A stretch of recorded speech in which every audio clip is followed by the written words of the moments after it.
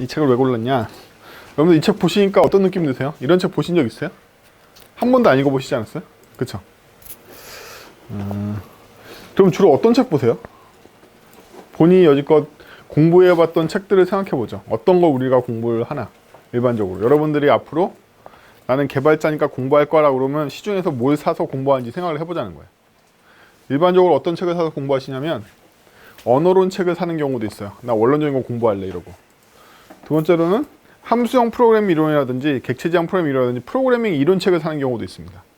또 소프트 스킬, TDD 등등 여러 가지 애자일과 관련되어 있는 거라든지 이런 소프트웨어 공학책, 프로세스에 관련된 책을 사는 경우도 있죠.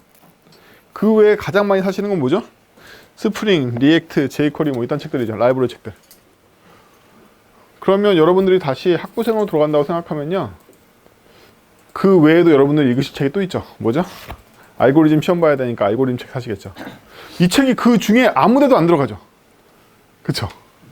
이 책이 그 중에 아무것도 안 들어가. 그럼 대체 이걸 언제 공부하는 거야? 그리고 이건 누가 할 줄 아는 거야? 이런 생각이 든단 말이에요. 반대로 여러분들은 왜 이런 책을 안 보셨을까요? 아직껏. 왜 이런 거 공부 안 해봤을까요? 이런 생각 해보셨어요? 왜냐하면 여기에 있는 내용들 대부분 다 공기처럼 플랫폼에서 주어지기 때문에 안 해보신 거예요.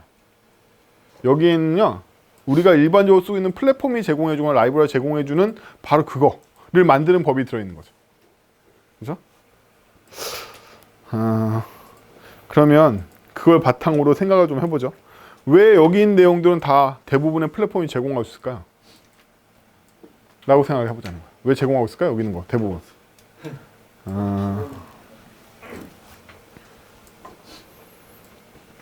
뭐 여러 가지 이유가 있겠지만 여기에 나오는 특정 내용들이 대부분의 플랫폼에서 제공되기 때문에 우리가 공부할 이유가 없다라면 플랫폼마다 이걸 제공하는 이유가 분명히 있을 거예요. 그 이유는 여기 있는 내용들이 일반적인 문제 해결할 때 사용되는 도구이기 때문에 제공되는 거겠죠. 여러분들이 프레임워크나 라이브러리를 만들려면 가장 흔하게 사용되는 기능들은 프레임 내부에 둘 것이고 아니면 플러그인이나 외부 라이브러리를 참조하라고 본인의 프레임워크에서 제외를 할 거예요. 근데 우리가 이런 내용들을 접하지 못하는 이유는 우리가 어떤 플랫폼에 가든 간에 이게 다 제공돼서 그래요. 여러분들이 캔버스를 이용해서 캔버스에서 이미지를 확대하고 싶어. 이러면 우리 그냥 드로우 이미지에다가 SX하고 SY만 주면 되잖아. 그럼 알아서 확대해 주잖아. 그쵸? 그럼 확대 알고리즘 같은 거 몰라도 된단 말이죠. 왜 플랫폼이 이거 제공하냐? 일반적인 문제 해결에 맨날 등장하기 때문에 그런 거예요. 아니 미로 찾기하고 빠른 길 찾기도 그런 플랫폼에 제공하나요? 물론 웹 같은 플랫폼에 제공 안 할지 몰라도 게임 플랫폼은 대부분 제공해요. 왜냐하면 다 써야 되니까. 그럼 뭐하냐? 앉아. 그렇구나. 자, 그러면 우리가 일반적인 문제, 흔한 문제도 여러분들은 해결해 본 적이 없다는 얘기네요. 여러분들 반대로 얘기하면 쉽고 일반적인 문제조차 해결해 본 적이 없고 다 남한테 의존해서밖에 안 개발해 왔다는 얘기잖아요. 그럼 그것까지는 문제가 없는데 일반적이지 않은 여러분들이 전문가로서 해결해야 되는 문제는 그럼 어떻게 해결할 수 있을까요? 여러분들의 첫 번째 행동. 선배들한테 배운 거 뭐죠? 바퀴를 새로 개발하지 말아라. 이미 애들이 만들어 놨을 거야. 하고 또 찾는 거죠? 그쵸? 계속 찾습니다. 찾아서 없는 건 뭐라고 보고하죠? 아, 이거에 관련된 라이브를 못 찾아 개발 못 하겠습니다. 이렇게 보고한단 말이에요. 괜찮아. 주니어 때 괜찮습니다. 근데 시니어가 그런 말을 한다면 이 직책을 CTO로 주고서 이 전체 랩을 맡긴 사람이 그딴 얘기를 하고 있다면 그게 허용이 될까요? 안 되죠. 그래서 일반적인 문제라는 건 일반적인 해법이 있다는 얘기고 일반적으로 많이 풀어봤기 때문에 이미 최적화가 다 끝나 있다는 얘기예요. 이렇게 일반적이고 쓸모있는 문제를 해결하는 연습을 함으로써 여러분한테 주어져 있는 특수한 문제를 어떻게 해결할지를 연습해 보는 거죠. 결국에 여러분들은 남의 라이브러리나 프레임워크만 빌리지 않고 자기 손으로 이 문제를 해결할 수 있어야지만 결국에는 이 어떤 솔루션을 만들어낼 수 있겠죠. 그렇죠? 근데 점점 여러분들의 능력 중에 약해져 가는 건 뭐냐? 왜 약해진다고 표현하면 어렸을 때는 다 자기 손으로 해결했을 거란 말이지. 개발자가 되고 특히나 프로 개발자가 된 다음에 계속 약해지는 능력이 뭐냐라고 물어보면 놀랍게도 문제 해결력이라는 거예요. 나 문제 해결 잘하고 회사에서 주는 과제 잘하는데 아니야. 다 남의 걸로 해결한 거야. 자기가 손으로 해결할 수 있는 능력은 거의 없다는 거지. 나 알고리즘 공부 열심히 했는데 그 알고리즘 또 학문적으로 공부했잖아. 그건 마치 우리가 고등학교 수학을 배웠지만 지수로그 함수를 어디다 쓰는지 모르는 거와 똑같단 말이죠. 그렇죠? 문제 해결 능력이 없는 거와 비슷한 거예요. 그래서 문제 해결 능력에 대한 계속적인 도전과 실험을 통해서 본인이 실제로 어떤 도메인의 문제를 해결할 수 있냐 없냐를 능력을 키우고, 컴퓨터의 문제들은 대부분 도메인에 있는 것들은 뭘로 풀리죠? 여러분 대부분 다 회사에서 처리하고 있는 도메인 문제들은 다 뭐냐면 if else예요. 그쵸? 케이스가 20가지 있으면 20개별로 분기해 준 게 여러분 짜는 거에 전부란 말이죠. 사실 거기는요 알고리즘적인 요소가 필요 없습니다. 대부분 분기이기 때문에. 그렇죠? 격리 사원이 3월에는 정산해야 되기 때문에 그때는 직원 급여 집계할 때 이 요소가 반드시 들어가요. 다 if else잖아. 여기 무슨 알고리즘이 필요해. 그냥 도메인 지식만 있으면 되는 거지. 이러면 누가 이긴다? 짬밥 많은 실력 없는 애가 이긴다. 회사에 창립 멤버가 오랫동안 도메인을 쥐고 있으면 걔를 이기기가 힘들다. 왜? 회사 오면 대부분 도메인에 대한 걔 도메인을 다 알고 있으니까. 박사가 와도 못 이겨. 걔만이 if else를 어떻게 짜는지 알고 있단 말이지. 하지만 실제 세계에서 문제들은 그런 도메인만으로 구성되어 있지 않다는 거예요. 실제로 여러분들은 화상인식 솔루션을 만들어야 될 수도 있고, 음성인식 솔루션을 만들어야 될 수도 있고, 어떤 특수한 알고리즘을 풀어야 될 수도 있고, 여러분들이 대교 출판사에 입사했더니만 미로 자동 생성기를 만들어줘 이렇게 얘기할 수도 있단 말이에요. 근데 오픈되어 있는 라이브를 가져다 미로를 딱 만들었더니 우리는 이런 미로 말고 대교니까 수학적인 모양으로 뭔가 나와가지고 이게 꼭 공식에 들어맞는 미로가 나왔으면 좋겠어, 뭐 이런 지랄 같은 소리를 또 한단 말이죠. 그렇죠? 그래도 해결해야 돼. 그러면 쉬운 문제를 해결하는 것부터, 일반적인 문제를 해결하는 것부터, 답이 있는 문제를 해결하는 것부터 연습을 해야지 답이 없고 여러분들이 답을 내야 되는 문제도 해결할 수 있다는 거예요. 그 바로 이 교재를 고른 이유예요. 그래서 제가 스터디 소개를 간단하게 할게요. 저는 비사이드 소프트라는 조그만 회사 운영하고 있는 사장이고, 여기에는 안 보이지만 우리 총무 2명, 출석부 만드는 애, 가끔씩 와서 도와주는 애, 여기 이거 참 오랜만에 보네요. 때는 1998년. 이때 언제냐? 제가 군대 제대하는 해인데, 이때 뭐가 있었냐면 파주 대홍수가 있었어요. 파주 대홍수가 있었는데 바로 이 그림. 이게 어디냐? 저희 벽제에 저희 할머니가 반찬 가게 하셨거든요. 반찬 가게를 하시면 김치 같은 걸 재워주는 탱크가 있어야 되기 때문에 이 지방에다가 탱크를 묻는 땅이 저희가 3,000평 넘게 있었단 말이에요. 그게 이렇게 됐어. 파주 대홍수로. 그래서 이때 여러분들 나이를 제가 잘 모르겠는데 98년도에 수재민 대의원 선금이라는 걸 해가지고 나라에서 엄청나게 많이 모았어요. 거의 평화의 수준을 모았어요. 이때도 돈을 엄청 모았는데, 저희 집이 3,500평 넘는 땅에 여기 공장 부지가 있었다고 그랬잖아요. 이거 얼마 받았는지 아세요? 제가 수재위원 거? 30만 원 받았어요. 30만 원. 이게 바로 기부다. 돈으로 하는 기부가 사회에 전파되는 수준이 이거야. 그럼 여러분들 일반적으로 기부단체의 건전성을 평가하는 여러 가지 요소 중에 직접 기부가 실제 전달되는 비율이 있을 거 아니에요? 여러분들이 10,000원 내면 10,000원 중에 얼마가 애들한테 갈 거라고 생각하세요? 보통 12원 갑니다. 12원. 그게 건전한 애들이에요. 적십자 욕먹잖아. 8원 가. 여러분들이 10,000원 기부하면 8원 간단 말이에요. 8원. 돈으로 기부할 것이냐? 저는 도저히 돈으로 기부 못하겠다 이거야. 제가 직접 당해보니까 내 인생에 돈으로 기부는 없다. 사회환원은 돈으로 기부 못해요. 제가 회사 사장이라고 했잖아요. 저희 회사 뭐 하는 회사냐면 일반적인 개발사입니다. 에이전시 개발사인데 단지 파견 안 나가는 개발사예요. 제가 돈 버는 거 어쨌든 다 사회에서 저한테 돈을 줬으니까, 제가 돈을 벌었으니까 저도 환원을 해야 될 거 아니야. 저는 그런 생각을 갖고 있어요. 진짜로.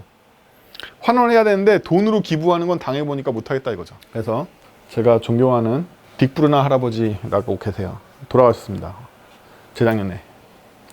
이 아저씨는 누구냐면 이 딸을 위해서 토끼 그림을 그려서 미피라는 캐릭터를 런칭해서, 이 가족 기업이에요. 스웨덴 대부분의 가족 기업들이 많은데 이 가족 기업에서 이 미피라는 이 라이센스를 다 관리하는 가족 기업이거든요. 이 미피를 그린 분이세요. 이 미피 캐릭터 하나가 가치가 얼마나 있을 것 같으세요? 그림 한 장. 이 그림과 이 그림이 다른 그림이잖아요. 이 그림 다른 그림이고, 이 그림 한 장이 약 15억 정도의 가치가 있어요. 왜냐하면 이거 한 장으로 내복, 필통, 연필 등등 라이센스에 팔릴 거 아니에요. 라이센스 피가 걷어들이는 게 그림 한 장당 15억 이상의 가치가 있단 말이에요. 굉장하죠? 1년에 너무 미피를 많이 그리면 미피의 가치가 떨어질 거 아니에요. 1년에 딱 프로덕을 위해서 10장 이하로 그립니다. 이 할아버지가. 근데 이 할아버지가 매년 유니세프에 아동을 위해서 항상 이 기부를 해요. 그래서 유니세프에 브루나 할아버지가 살아계신 동안 보면 해마다 미피 기부에 대한 멀청이 나와서 이걸 판매를 하고 있어요. 그래서 여기에 미피는 항상 무료로 제공합니다. 흔히 얘기하는 재능 기부 차원이 아니죠. 이 아저씨가 주는 돈은.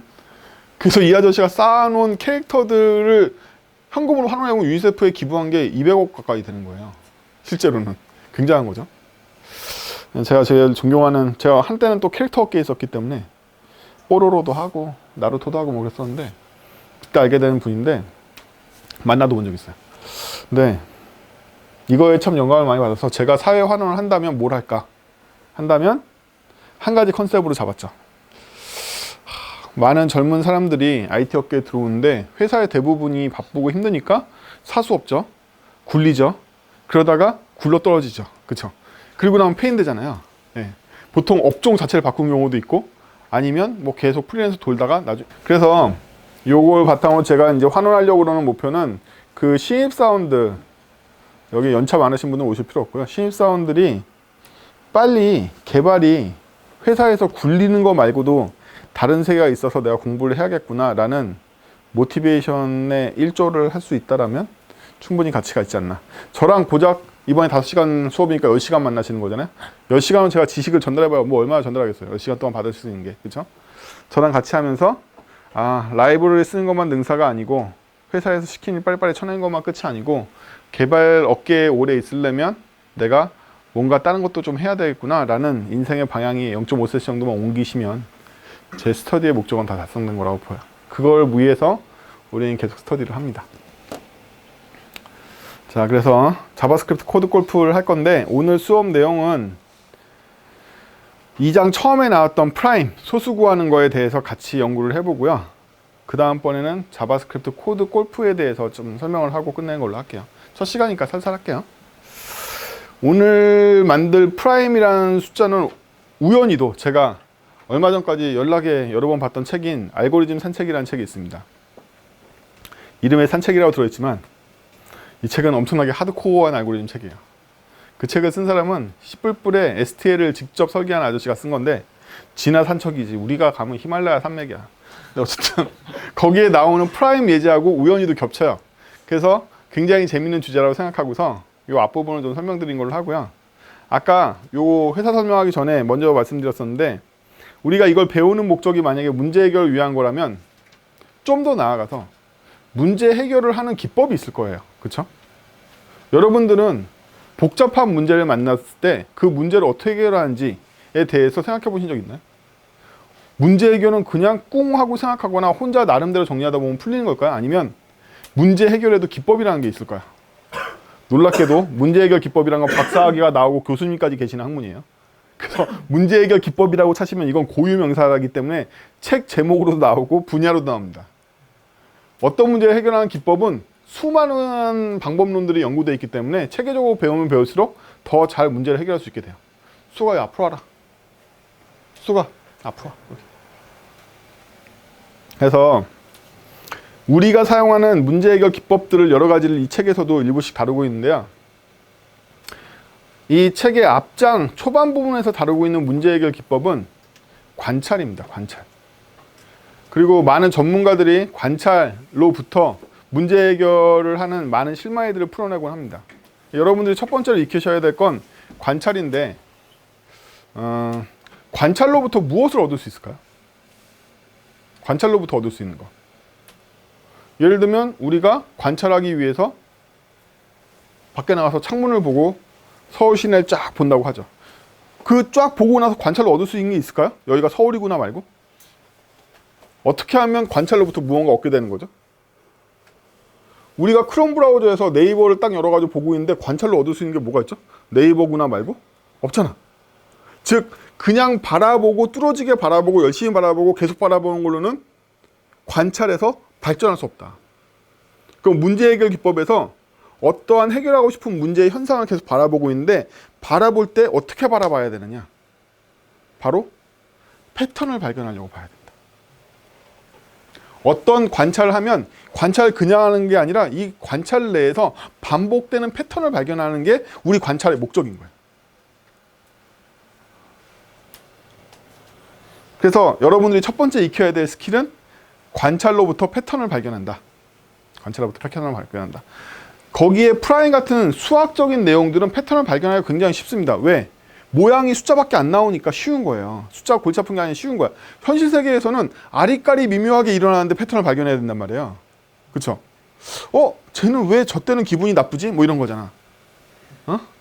이성 친구가 있어. 근데 내가 선물을 줬어. 기분이 좋을 때도 있고 나쁠 때도 있어. 왜지? 이런 것들은 패턴 발견이 엄청 힘들잖아요. 그쵸? 숫자는 훨씬 더 발견하기 쉬워, 패턴을. 그래서 수학 가지고 여러분들한테 패턴 발견에 대한 연습을 시키는 거예요. 수학이 골치 아픈 게 아니라 쉽기 때문에. 뭐 이런 문제 해결 기법의 일부 내용을 일반인들이 다루기 쉽게 써놓은 책 중에 하나가 생각의 탄생이라는 책이 있어요. 후반부는 별거 아닌데 전반부에 보면 관찰로부터 인식까지 일어나는 일들을 이제 문제 해결 기법에 관련된 내용들을 일반인들한테 좀 친절하게 풀어놓은 책이 있습니다. 살아생전에 이건희 회장이 되게 극찬했다고 하는 책이죠. 빌 게이츠도 열심히 보고. 그에 비해서 패턴에 대해서는 켄트백 아저씨가 남긴 명언이 있어요. 우리는 즉 패턴, 반복되는 무언가를 찾으려고 그러는 거잖아요. 관찰을 통해서. 반복은 무엇인가 라고 생각하면 켄트백이 무슨 말을 했냐면 반복은 제거되는 것이 아니라 발견되는 것이다 라고 얘기를 했단 말이에요. 이 얘기는 뭐냐면 여러분들 수준에 따라서 반복되는 범위가 다르게 보인다는 거예요. 어떤 사람들은 여기까지가 반복으로 보이는데 수준이 더 높은 사람은 더 큰 것도 반복으로 보인다는 거예요.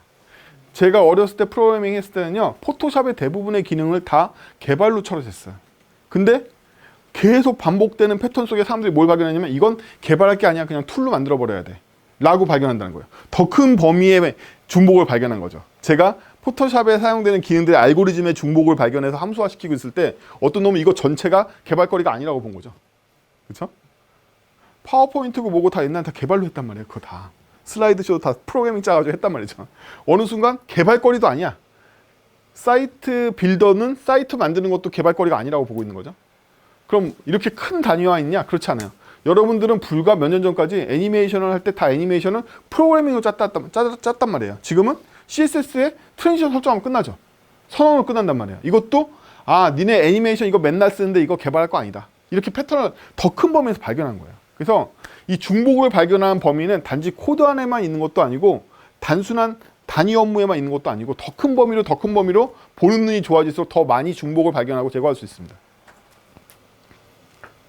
이 두 가지 관념들을 잘 이용해서 우리는 가장 기초적인 훈련부터 해볼 거예요. 일어나는 현상과 목표를 설정하고 일어나는 현상 속에서 중복되는 패턴을 찾아서 목표에 부합하도록 더욱더 효율적으로 바꾼다라는 게 기본적인 문제 해결 기법입니다. 가장 기초라고 할 수 있죠. 그럼 여러분들은 재수가 좋은 경우에는 이 방법을 쓸 수가 있어요. 재수가 좋은 경우가 없는 경우가 있네요. 재수가 없는 경우는 뭐죠? 샘플이 나오지 않는 경우라고 할 수 있죠. 샘플이 없는데 문제를 해결해야 되는 경우가 있고 샘플이 이미 있는데 문제를 해결해야 되는 경우가 있어요. 샘플이 이미 있는데 문제 해결하는 경우는 대부분 머신러닝 같은 애들을 돌릴 수가 있습니다. 왜? 샘플이 많으니까 샘플로부터 학습을 통하면 되니까. 근데 아예 샘플이 없는 문제들도 있죠. 샘플이 없는 문제들은 학습할 수 있는 데이터가 없기 때문에 우리도 인간도 마찬가지로 다 사고적인 알고리즘과 가설로 풀어야 된단 말이죠. 그렇죠? 그래서 우리는 재수 좋은 문제에 걸렸죠. 프라임은 현상을 우리가 만들어낼 수가 있잖아요. 소수 딱 나열하면 되니까. 그렇죠? 이렇게 현상을 만들어내서 현상으로부터 관찰을 통해서 문제를 해결하는 게 가장 기초적인 문제 해결 기법이에요. 여러분들 일단 이걸 통과를 못하시면 안 돼요. 그럼 우리가 대부분 투입되는 현장은 어떨까요? 현장은 대부분 전산화되어 있지 않는 걸 전산화하려고 그러기 때문에 이미 현상이 있는 걸 관찰해서 분석한 다음에 이거를 전산화시킵니다. 그래서 쉬운 문제에 해당돼요. 물론 뭐 말은 쉽지만 그 쉬운 걸 잘 해결하는 회사는 되게 드물죠. 네. 그러면 이제 우리가 이커머스를 해. 이미 배송은 일어나고 있단 말이야. 이 배송이 되게 무식한 엑셀로 막 이루어지고 있어. 그럼 현상은 엄청나게 많을 거 아니야. 이것들을 잘 분석하고 반복되는 패턴을 찾아서 관리자 시스템을 만들면 우리가 만드는 개발 목표가 이루어지는 거죠. 그렇죠? 그래서 이미 충분히 사례가 있거나 사례를 분석할 수 있는 걸 가지고 솔루션 만드는 거는 쉬운 문제 해결 기법이에요. 문제 해결 기법 단계상 쉽다는 거지 그 문제 해결이 쉽다는 건 아니에요. 왜냐하면 이 현상이 굉장히 복잡하면 분석하는 게 어려우니까. 이 쉬운 거면 여러분들 바둑을 분석할 수 있나요? 뭐 이렇게 물어보면 엄청 어렵잖아요. 그렇죠? 바둑이라는 현상은 이미 수백 건 있지만 이 바둑을 여러분이 알고리즘을 분석해가지고 이 코드 짜는 건 별개의 일이잖아요. 그렇죠? 너무 복잡한 케이스가 생기면 사람이 분석해서 만들 수 없습니다. 그럼 누가 분석할 수 있지? 기계가 분석할 수 있어요. 이게 머신러닝이죠. 그렇죠? 근데 그렇지 않고 우리가 지금 배우는 기법들은 머신러닝 기법을 쓰지 않고 인간이 관찰을 통해서 패턴을 파악하고 패턴에 맞게끔 목적을 달성한 코드로 옮기는 연습을 하는 거예요. 그러면 이 다음 단계는 뭘까요? 관찰로부터 패턴을 얻어서 패턴을 프로그래밍 하는 거 말고 이 다음 단계는 뭘까요? 패턴이 없는 애들의 현상을 패턴화 시키는 게 그 다음 단계. 대표적으로 길찾기.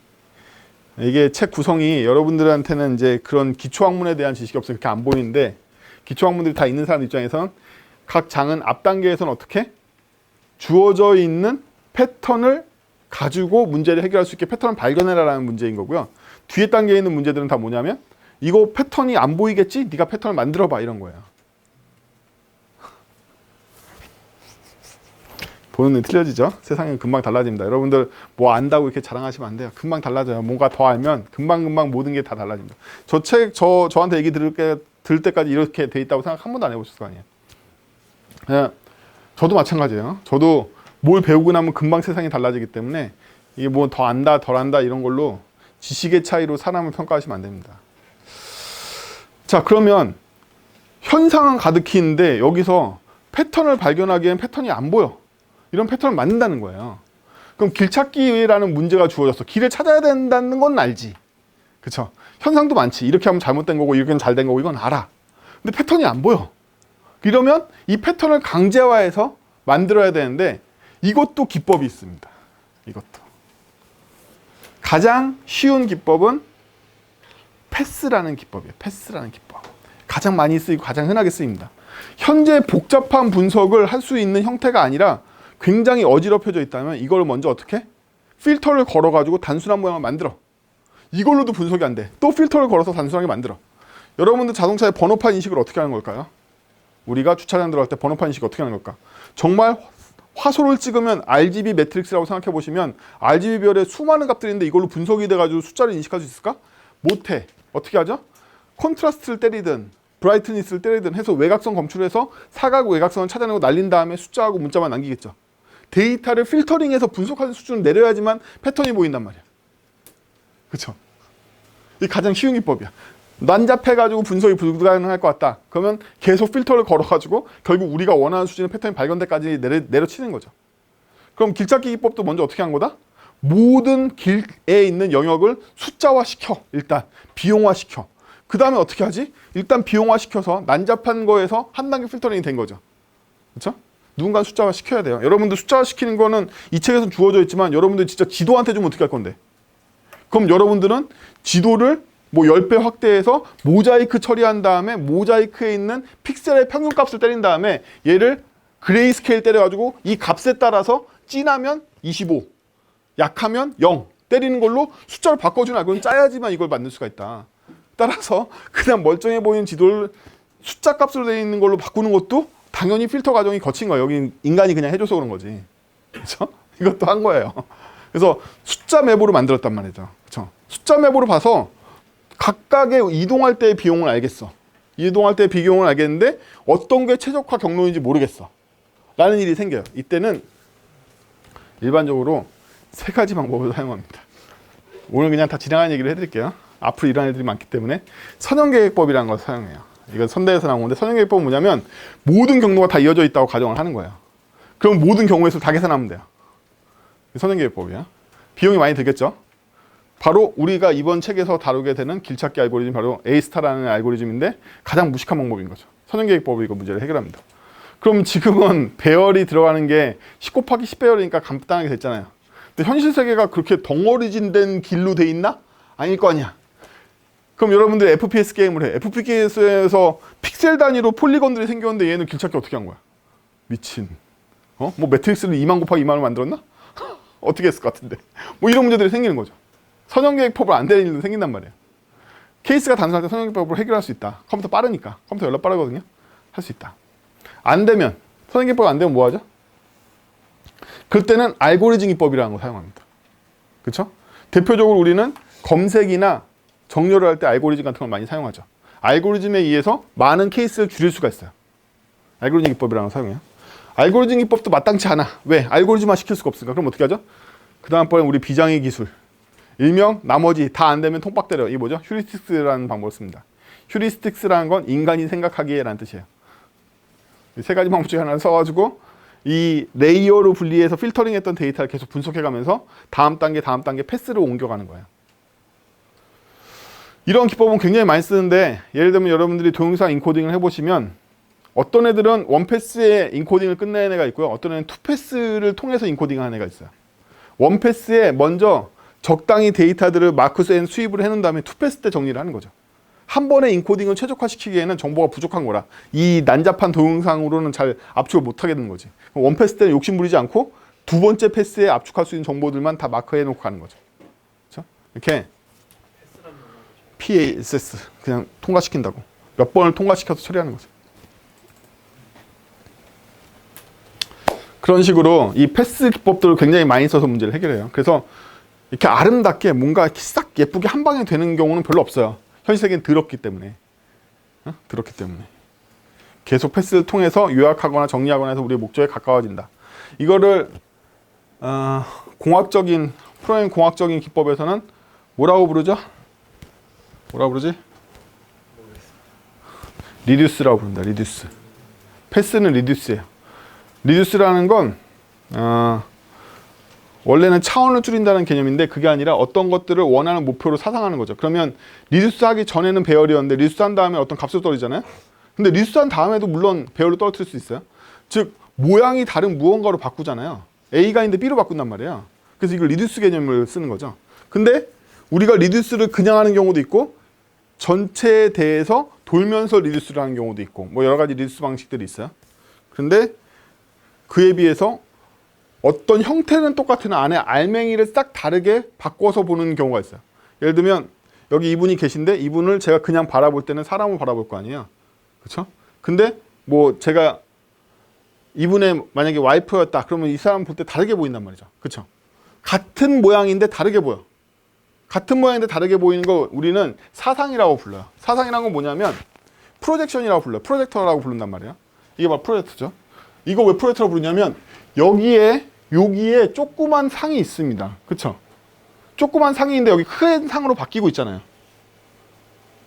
그러면 얘와 얘는 완전히 다른 게 아니라 성질을 바꾼 거죠. 크기라는 성질을 바꾼 거란 말이에요. 사실은 이 안에 거울 반사경이기 때문에 이 그림의 역상으로 이 안에 들어있어요. 실제로는. 그럼 상도 바꿨겠죠? 이게 사상의 방법인 거예요. 3D 형태로 사상을 바꿀 수도 있고 얘를 네거티브 이미지로 바꿀 수도 있고 여러 가지 사상을 바꾸는데 사상을 바꾸는 경우에는 사상하는 경우에는 원본하고 변화가 일어나는 식으로 된단 말이에요. 리듀스는 아예 다른 게 나온단 말이지. 여기 아예 영상이 나오지 않고 이게 음파로 나와버린다든 이런단 말이에요. 그래서 맵한 걸 리듀스하는 경우도 있고 리듀스한 걸 맵하는 경우도 있단 말이에요. 그래서 우리가 빅데이터 분석의 가장 기본적인 기법이 뭐다? 맵 리듀스라고 부르는 거죠. 현실 세계 더러운 일들을 매핑하고 리듀스해서 다른 목표치로 바꾼 다음에 얘를 또 맵 리듀스하고 얘를 또 맵 리듀스해서 우리가 결국에는 이번 분기는 망했어 이렇게 하고 싶다는 거지. 이게 맵 리듀스를 엄청 해가지고 생기는 거야. 그렇죠? 문제 해결 기법의 가장 전형적인 기법입니다. 매핑은 정확하게 어떤 역할? 매핑과 맵은 아무 상관없는 단어인데 양키 새끼들의 문제는 제가 항상 뭐라고 그러냐면 일반 명사를 고유 명사로 쓴다 이 새끼들이. 맵의 뜻이 200가지가 넘는다 뭐 이런 거죠. 매핑이라는 건 말 그대로 무언가 무엇을 매칭시켜서 이 두 개의 지도를 만드는 거지. 대표적으로 그때 나오는 매핑할 때 맵은 딕셔너리 개념이죠. 뭐 A는 3이야, B는 7인데 이게 다 맵이지. 이게 매핑인데 매핑이라는 건 바로 이런 건데 이거 말고 내가 방금 말했던 맵은 똑같은 맵이지만 프로젝션이라는 뜻이란 말이야. 그래서 컴퓨터 사이언스 배우실 때 영어를 보시면 항상 긴장해. 이거 내가 아는 단어인데 그럴 리가 없다라고 생각하셔도 돼요. 대부분 고유명사입니다. 양키들은 항상 그게 문제예요. 다 고유명사를 일반 명사를 얘기한다는 거예요. 좋기도 하고 나쁘기도 하는데 영어권은 합리주의적이잖아요. 합리주의적이기 때문에 이놈들은 언어 생활을 할 때 매번 새 단어를 만드는 건 비효율적이라고 보는 거예요. 그래서 있는 단어를 차용해요. 차용하는 방법도 굉장히 여러 가지예요. 원래 그 단어에 비슷한 뜻이 있기 때문에 이것도 얘라고 부르자라는 경우가 아닌 경우도 너무 많아. 그냥 꽂혔어. 나 이거 그냥 맵이라고 할래. 뭐 이렇게. 그러니까 자바 같은 언어가 태어나는 거야. 자바 쓰면서 커피 마시면 자바. 뭐 이렇게. 그냥 이 사이코 같은 새끼들은 그냥 꽂히면 그 단어를 그걸로 만든단 말이에요. 자, 여러 번 봤지만 딱히 규칙성이라고 얘기할 것도 없어. 왜 맵이 프로젝션인데? 맵은 매핑하는 건데, 지도인데. 지도니까 매핑하는 게 맞는 거지. 그걸 왜 프로젝션을 써? 미친놈들. 아무튼 욕하면 끝이 없지만 어쨌든 여러분들이 컴퓨터 사이언스 용어를 배우실 때는 이 새끼는 굉장히 다른 뜻의 고유명사일 가능성이 굉장히 농후하다 이렇게 생각하시면 돼요. 자, 이제 문제 해결 기법에 어느 정도 다다랐죠. 그러면 문제 해결 기법에서 맵 리듀싱을 하는데 맵으로 안 풀리면 일반적으로 리듀싱을 합니다. 맵으로 안 풀리니까 포메이션을 바꾸는 거예요. 그래서 비용을 계산하는데 순차적으로 비용을 계산해서 목표치에 되돌아가는 걸로 계산이 잘 안 되니까 어떻게? 역으로 바꿔가지고 해보는 거야. 그럼 A스타라는 알고리즘은 역으로 계산한 걸로부터 다시 되돌아가게 돼 있는데 어떻게 이걸 발견했지? 어떤 놈이 되치고 매치고 옆치고 해본 거지. 이 방향으로 했는데 안 봐야 되고 저 방향으로 하는데 패스를 계속 바꿔가면서 해본 거예요. 이게 바로 문제 해결한 거죠. 여러분들 그 결과물을 보고 있을 뿐인 거예요. 만약에 여러분들한테 이 결과물이나 기법을 안 가르쳐주고 길찾기 알고리즘 짜 이러면 여러분도 똑같이 삽질할 거란 말이죠. 근데 지금 제 얘기를 들었기 때문에 앞으로는 삽질할 때 뭘 할 수 있다? 케이스마다 했는지 안 했는지를 정리해가면서 할 수 있다. 그러면 케이스가 먼저 계산하는 게 나을까요? 아니면 해가면서 케이스를 기록하는 게 나을까요? 당연히 전자겠죠. 우리가 해야 될 총 삽질이 몇 건인지 알고 삽질하는 게 낫지 않나요? 그렇지. 그럼 바로 그 삽질을 하면 안 된다는 신호야. 여러분들의 대부분의 문제는 뭐냐면 이 삽질이 무슨 삽질인지 모르고 삽질한다는 거죠. 그렇기 때문에 되면 어떻게 된다? 우연히 된 거야. 따라서 다음번에 고치면 망가져. 내가 된 게 뭔지를 모르거든. 되기만 했던 거지. 그렇죠? 따라서 내가 되든 실패하든 내가 뭘 하는지를 알았다면 내가 뭐 하는지 아니까 케이스가 다 나오고 케이스 37번이 됐다는 걸 알게 된다는 거예요. 대부분 습관들이 안 좋으시죠? 일단 야 굴러봐. 굴다 보면 사수가 똑같이 얘기해. 왜? 그놈 똑같은 놈이야. 자기도 굴고 있거든. 그 위에 이사님 똑같은 얘기해. 똑같은 놈들인 거지 다. 다 선형계법도 안 쓰는 놈들인 거야. 다. 야 내가 젊었을 때 내가 밤새면서 이거 다 만들었는데 그 만든 거 다 우연이야. 그 중에 하나 걸린 거야. 뭔가 굴리다가 케이스도 모르고서. 그러면 안 된다. 개발자는 먼저 케이스를 산출하고 케이스 중에 몇 번이 걸린지를 확인해서 찾아서 해야 돼. 그래야지만 저희는 정확한 케이스에서 뭐가 되고 뭐가 안 되는지를 알게 되고 다음번에 수정 요청이 들어오거나 다음번 버거가 생겨도 어디까지 배제하고 다음번 케이스를 뭘 할지를 알게 돼요. 그렇죠? 프로그램에서 규칙이 딱 하나 있다라면 우리가 발견한 규칙은 딱 하나입니다. 모든 프로그램은 변한다. 따라서 스펙 확정이라는 건 없고 항상 수정이 될 것이다 라고 생각하시면 돼요. 다음번 수정을 과연 할 수 있을까? 그런 식으로 개발해서 못한다는 거죠. 그럼 그때마다 새로 만들게? 어떻게 새로 만들죠? 그때마다 또 삽질로 굴르다가 우연히 스냅샷으로 얻게 된다. 맨날 밤새게 되는 거죠. 사양 하나만 바뀌어도. 거기서 벗어나시려면 지금 말했던 문제 해결 기법들을 차분히 여러 번 생각해 보시고 문제 해결 기법을 공부하시는 게 최고죠. 네. 제가 지금 이 자리에 서서 아무것도 없이 그냥 떠들고 있잖아요. 공부하셨으면 저처럼 똑같이 외워서 교과서 순서대로 얘기하실 수 있어야 돼요. 안 그러면 공부한 거 아니에요. 안 그러면 적용 못 하시거든요, 어차피. 적용하시려면 결국에 이렇게 돼야 된다. 자, 책의 구성을 알아봤습니다. 이 모든 장은 다 그렇게 생겼어요. 모든 장은 다 그렇게 생겼고 그래서 우리는 오늘 뭘 하느냐? 2장 첫 번째에 나오는 프라임 소스, 즉 어떤 케이스? 미리 모든 케이스가 주어져 있고 케이스로부터 패턴을 발견해서 문제를 푸는 이 기법에 대해서 같이 느껴보도록 하죠. 자, 이게 책에 나와 있는 알고리즘을 그대로 전개한 거예요. 여러분들하고 저하고는 자바스크립트 쓰는 습관이나 모양이 틀리기 때문에 제 습관대로 짠 코드를 같이 보고 여러분들 것과 비교해 봅시다. 다들 해보시다고 그랬죠? 이 책에서는 소수 결과 집합과 넘버 결과 집합을 나중에 콩캣으로 합쳐서 보내는 기법을 쓰고 있어요. 왜 그랬을까요? 몰라. 제 생각엔 이 개발자가 별로 좋지 않기 때문이겠지. 어쨌든 최초의 밑값 2로 시작하라고 돼 있죠. 책에서는 n으로 돼 있나 모를 거예요. 그러면 i를 커런트로 두고서 i가 end보다 작을 때까지 그렇죠? 쭉 넘버에다 꽂아줍니다. 책과 똑같죠?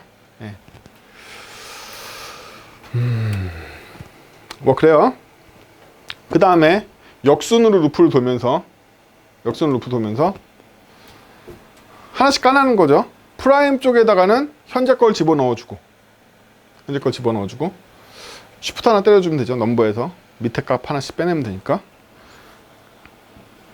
자, 여기까지만 코드를 보면 자바스크립트는요 수식에 여러 가지 함축적인 의미들이 있습니다. 자, 첫 번째 의미를 보면 요거죠. 자바스크립트에서 equal이라는 연산자는 할당 연산자예요. 할당 연산자는 어떻게 작동하느냐? 좌변을 인식하고 우변을 인식한 다음에 우변을 좌변에 넣어줍니다. 그리고 나서 결과값으로 우변의 값을 리턴하게 돼 있어요. 좌변의 값을 리턴하지 않는다. 우변이나 좌변이나 같은 거 아닌가요? 여기다 넣었으니까 꼭 그렇지만은 않아요. 대표적으로 여기가 할당하는 쪽이 엘리먼트의 inner HTML이라고 해보죠. 그쵸? 그러면 여기에 div.innerhtml은 숫자 3이라고 넣을 수도 있잖아요. 우변은 3이잖아. 이퀄 해서 inner HTML 들어가면 inner HTML 뭘까요? 문자열이죠. 그러면 여기는 숫자 3이고 여기는 문자열 3인데 이거 전체의 결과는 문자열 3일까 숫자 3일까 고민하지 말라는 거야. 우변이니까 숫자 3이다. 이게 연산자 작동이에요. 언어 사양으로 깊이 파고드신 적이 별로 없겠지만 언어는 굉장히 이상한 디테일까지 다 정리되어 있습니다.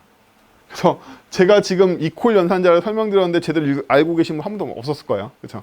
다 깊이 들어가실 필요가 있어요. 뭔가 특히 우리가 지금 배우는 게 코드 골프잖아요. 코드 골프는 궁극의 언어 스펙을 다 알고서 코드를 줄일 수 있는 기법들을 쓰는 거예요. 그러니까 언어가 어떻게 동작하는지 굉장히 세밀하게 안다는 뜻이에요. 여러분들이 코드 골프를 하고 싶다. 그러면 언어 스펙을 굉장히 잘 알아야 되겠죠. 그러면 이만큼의 수식이 하나의 값으로 떨어질 테고 그 값은 얘일 거다. 얘일 거다. 쉬프트라는 연산자는 제일 배열에 있는 앞에 원소를 빼내서 그 원소 값을 리턴합니다. 푸시는 뭘 리턴하지? 푸시는 랭스. 푸시는 푸시하고 난 다음에 이 배열의 길이를 리턴합니다. 스플라이스는 뭘 리턴할까요? 뭘 리턴해? 모르시겠죠. 이런 정도예요. 스플라이스는 언제나 배열을 리턴합니다. 언제나 배열을 리턴해요. 빵이면 빵인 채로 하나 넣었으면 하나 쓴 채로.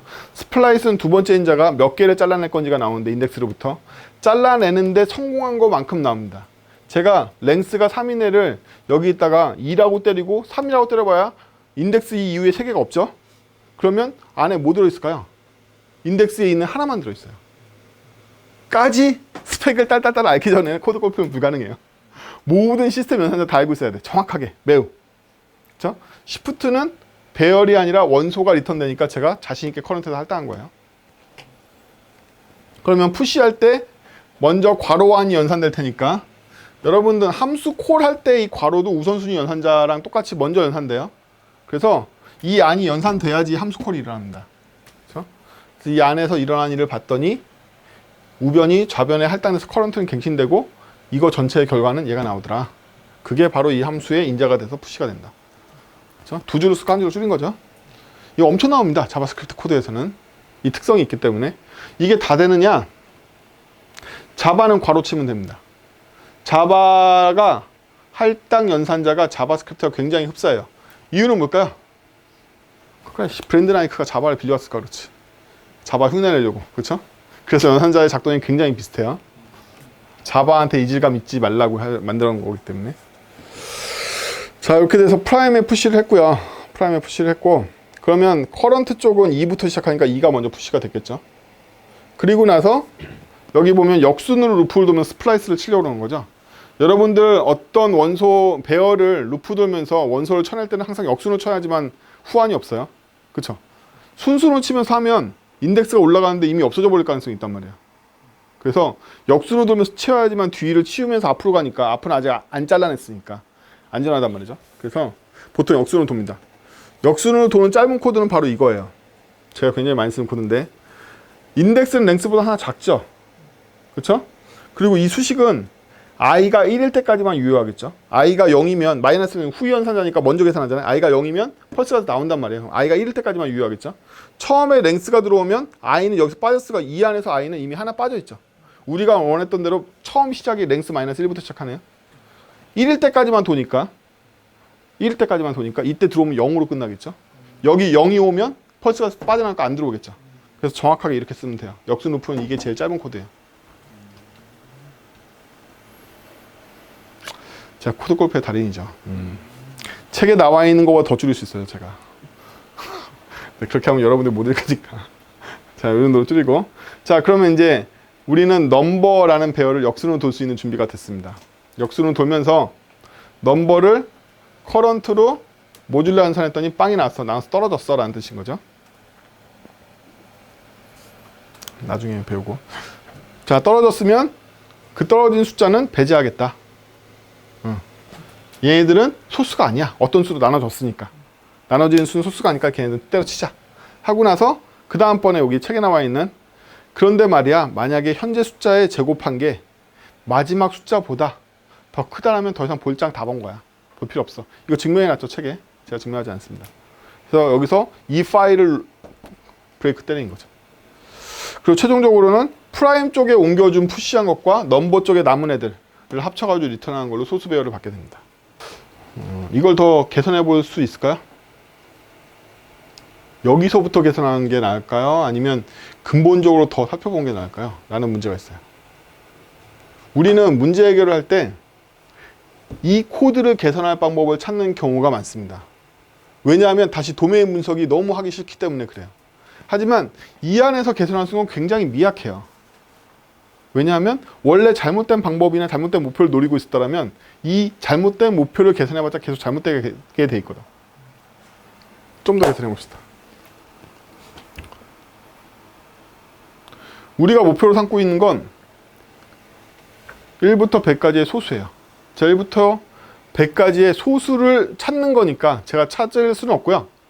일단 1부터 100까지의 홀수를 써봤습니다. 이 빈 공간에 짝수가 있다고 생각하면 되죠? 아니, 짝수는 원래부터 소수가 아니잖아. 백. 우리 왜 이런 미친 짓을 하고 있지? 원래 짝수는 여기 들어올 가치도 없는데? 라고 생각 안 해보셨어요? 그쵸? 짝수는 여기 들어올 가치도 없는데 여기다 왜 넣고 있는 거야? 넘버에다가. 어? 다음. 그래서 이거 다음인가? 그래서 일단 첫 번째 전략은 뭐냐면 소수는 들어올 가치가 없다. 아니, 짝수는 들어올 가치가 없다. 처음부터 넘버에 넣지 말자. 그 다음에 3의 배수를 잠깐 생각해 볼까요? 다음. 자, 이게 3의 배수죠. 3의 배수를 보니까 얘네들은 3 이후에는 다 소수가 될 가능성이 없는 애들로 잘릴 애들이죠. 근데 이 그림을 이렇게 보니까 뭔가 규칙성이 느껴지세요? 3의 배수의 규칙? 당연한 규칙? 어떤 규칙이 일어나죠? 어떤 규칙이 일어나요? 3의 배수의 규칙은? 이걸 보니까. 우리가 말했잖아. 이건 현상을 관찰해서 패턴을 발견하는 거라고. 패턴을 발견하는 방법 여러 가지가 있는데 여러분들한테 제일 만만한 건 색깔 칠하는 거야. 색깔 칠했더니 뭔가 패턴이 보이세요? 보이세요? 안 보이세요? 안 보여? 보이잖아. 줄 생겼잖아. 무슨 뜻이죠? 3의 배수는 3칸이 지나가면 생기는구나 라는 패턴이 보이세요? 홀수 3칸이 지나가면 3이 보여. 3의 배수는 그렇게 생겼다는 거야. 5의 배수를 볼까요? 5의 배수는 5칸이 지나면 5의 배수가 되죠. 그쵸? 미리 3의 배수들이 지어나가서 그렇지. 5칸이 지나면 5의 배수가 되는 거잖아. 그쵸? 그건 좀 이따 생각해 보기로 하고 5의 배수를 표시했어요. 3의 배수가 못 지은 5의 배수를 표시한 거죠. 자, 3의 배수 중에 처음으로 지워야 되는 숫자가 9인 건 보이시죠?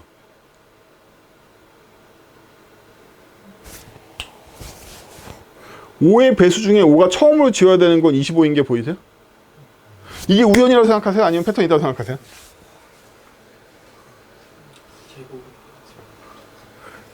어떤 소수가 자기가 관련되어 있는 배수를 지울 때는 자기의 제곱 이하는 바라볼 필요가 있다 없다?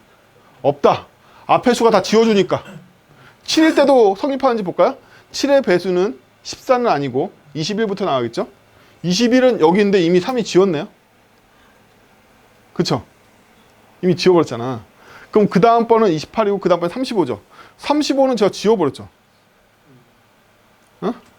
42는 짝수고 49인데 49는 우연이 아니라 뭐? 7의 제곱이네. 따라서 우리는 어떤 현재의 프라임 값으로 숫자를 지어갈 때 자기 제곱 이하는 바라볼 필요가 있다 없다? 없다. 그러면 지금 바라보는 수가 전체 수 대비 제곱근 이하여야 된다는 거 말고도 현재 돌리는 숫자는 제곱 이하를 바라볼 필요 없다는 걸 알게 됐네요. 이거 어떻게 발견했죠? 그냥 여러분들이 바로 훈련해야 될 게 이거야. 이런 게 없다라고 가정하지 마시고 이런 걸 찾는 훈련을 하는 거야. 숫자가 쉽기 때문이지. 여기 얘 태산이라는 애가 제가 시계를 주면 좋아할지 안 좋아할지 예상하는 것보다 이게 쉽다는 거야. 패턴 발견하니까. 얘한테 시계 주고 칫솔 주고 핸드폰 줬는데 뭐 좋아하는지 예측하는 것보다 이게 쉽다는 거지. 그렇죠? 그래서 여러분들이 첫 번째로 이 숫자 가지고 놀아야 될 건 뭐냐면 여기서 발견하는 거야. 어떤 일이 일어나는지. 그래서 제가 발견하기 위한 다양한 기법들을 사용하느냐? 아니야. 이 다음부터 노가다인 거야. 다양한 필터들을 걸어보면서 여기서 찾을 수 있는 걸 찾는 거야. 근데 목표가 있는 거죠. 제가 어떤 목표를 향해서 첫 번째 시작하는 숫자를 찾았을까요? 루프를 덜 돌리려고. 효율성을 위한 거네요. 지금 저의 목표는 코드 골프가 아니라 알고리즘의 반복 횟수를 줄이는 데 있는 거네요. 목적을 가지고 패턴을 찾으셔야 돼요. 자, 오늘 관찰하는 요령 두 가지. 먼저 내가 달성하고자 있는 목적이 있다면 목적에 부합하는 패턴이 있는지 발견한다. 나 강의식 안 하려고 토론식 하려고 했는데 정말 강의식 하고 있네. 여기 공부 많이 하고 오셔야지 저랑 토론이 될 거 아니에요. 그쵸? 지식 격차가 많으면 토론이 안 되잖아. 여기까지 배운 것들을 코드에 반영합시다. 이렇게. 아까 코드에 비해서 홀수만 들어가게 됐죠. 짝수 따위. 짝수는 어디? 유일한 짝수는 여기에밖에 필요 없어. 여기다 넣고 홀수만 때려 박으면 돼. 그쵸? 그래서 i는 3부터 시작하고요. 3에서 2씩 더해서 집어넣으면 되죠. 1은 원래 필요 없으니까. 오케이? 그래서 밑값을 줄이는데 성공했습니다. 일단 절반을 줄었어요. 여기 절반을 줄겠죠. 일단 반이 날라갔잖아. 그쵸? 두 번째로 요 규칙을 발견했죠. 현재 돌고 있는 거의 제곱 이하는 바라볼 필요가 없다. 그쵸? 응? 루프가 크게 줄었잖아. 현재 값의 제곱 이하는 바라볼 필요가 없어. 이 역순을 돌고 있으니까 이하는 바라볼 필요가 없다는 거지. 그쵸? 많이 좋았죠?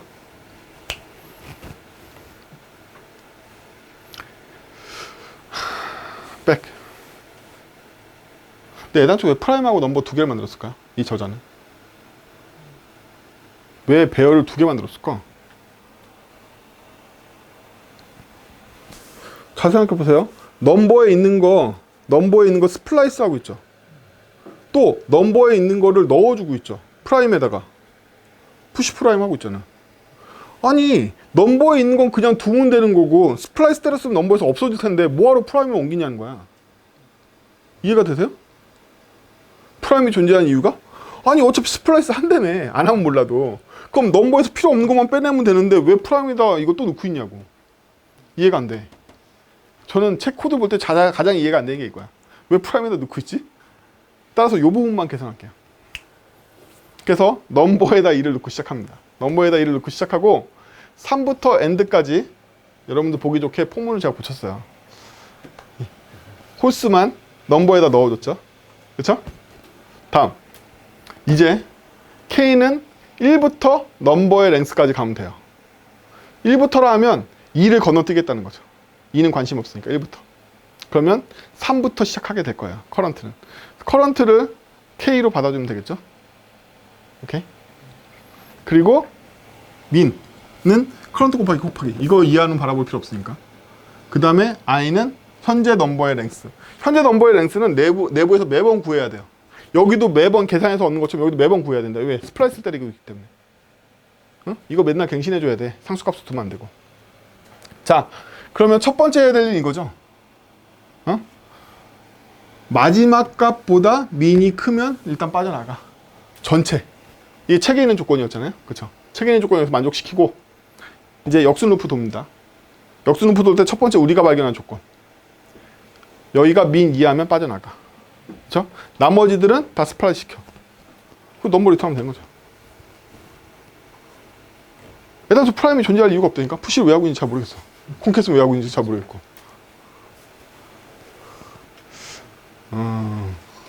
근본적으로 책에 있는 코드를 코드 골프 기법으로 줄이는 거랑 비교가 안 되죠.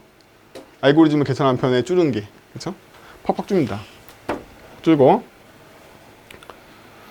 다음번 규칙을 발견하러 왔어요. 다음번 규칙은 아까 발견했던 거에서 연장인데 오렌지색 3을 보면 3칸마다 3이 나온다. 3칸마다. 하나, 둘, 셋. 하나, 둘, 셋. 하나, 둘, 셋. 하나, 둘, 셋. 그쵸? 3의 배수라는 건 3칸마다 나오는 거잖아.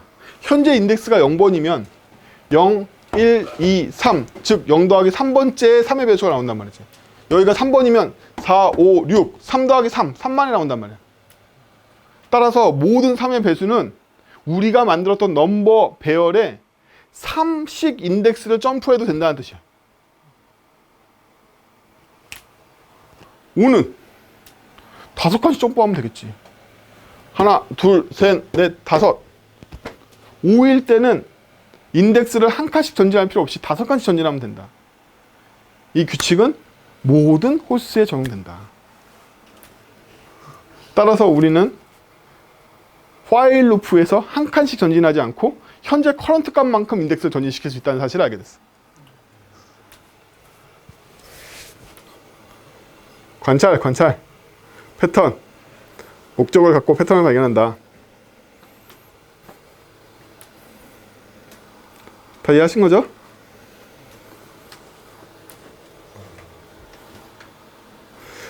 그렇긴 한데 이런 것들은 지워져 있지 않나요? 아, 가서 지워져 있으면 건너가면 되지. 오케이? 드디어 대망의 마지막 버전을 짜보도록 하겠습니다. 여기까지는 똑같죠? 여기까지는 똑같고 여기도 똑같아요.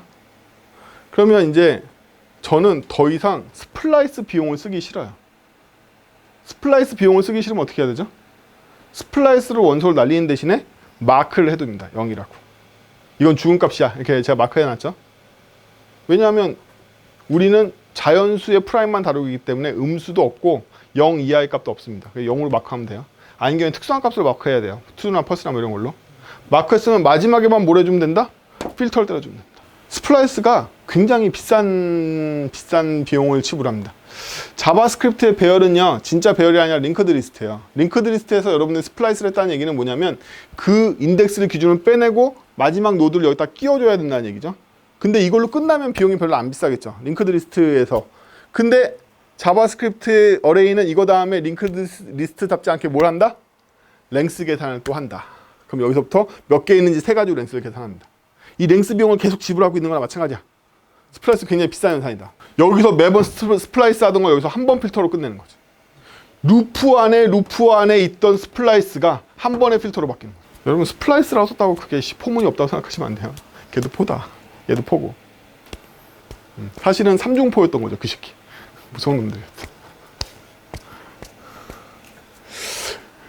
여러분들이 알고리즘을 외부 걸 빌렸으면 걔가 얼마나 센 알고리즘 안에 갖고 있는지를 잘 파악이 안 되기 때문에 아, 나는 1단 루프를 돌렸는데 이렇게 생각하지만 그게 몇 단 루프가 될지 알 수 없단 말이야. 굉장히 크게 표기법은 금방 이게 지수 폭발적으로 올라가기 쉽습니다. 자, 그럼 여기까지 똑같고 미니멈 브레이크로 빠져나오고 이런 이상한 일이 있어. 일단 제가 역순 루프를 돌지 않고 순수 루프를 돌고 있죠. 순방향으로. 왜? 더 이상 잘라내지 않고 마크만 할 거니까. 순방향으로 돌아도 돼. 근데 몇 번째 인덱스인지 어떻게 알았냐는 거야. 이 값을 알고 있죠. 이 값에 해당되는 인덱스가 몇 번인지 어떻게 알았냐는 거야. 그거야 쉽지. 내 배열에 이렇게 들어있는데 배열에 이렇게 들어있을 거 아니에요? 그쵸? 넘버 배열에 3이라는 값은 인덱스 곱하기 2 플러스 1 아닌가? 그럼 난 현재 인덱스로 이 값을 얻을 수 있는 거네요. 내가 7이라는 값은 인덱스로부터 얻을 수 있는 거죠. 내가 인덱스만 알면 지금 그 원소 값이 뭔지 알 수 있는 거죠. 인덱스가 10번이면 당연히 21이겠지라고 알 수 있는 거잖아. 우린 이 공식을 얻었네요. x를 얻으려면 인덱스를 얻어야 된다. 근데 우리가 얻고 싶은 건 뭐다? x를 알고 인덱스를 아는 거네. 이 공식이 나는. 우리가 원하는 값은 민으로부터 시작하는 거잖아. 민에 해당되는 인덱스는 이렇게 얻으면 되는 거죠. 그렇죠? 그래서 이 민값에 해당되는 인덱스로부터 끝까지 도는 식으로 순방향으로 바뀌었죠. 아래를 배제하는 게 아니라 순방향으로 바뀌었기 때문에 아까에는 있었던 브레이크 문이 없어져 버린 거죠. 브레이크도 다 제어 흐름을 방해하는 녀석이라서 느려지게 만든단 말이에요. 응? 그래서 이제는 딱 원하는 만큼밖에 안 도는 거죠. 3이면 9부터 5면 25부터 도는 거죠. 돌 때 어떻게 돈다? 이렇게 돈다. 두 번째 발견했던 거. 커런트만큼 인덱스를 점프시킬 수 있다. 그래서 걸리면 마크해주면 되는 거죠. 그렇죠? 마지막에 걸러내고 보내면 된다. 현상으로부터 관찰을 통해서 목적에 부합하는 패턴을 발견한 다음에 코드에 반영합니다.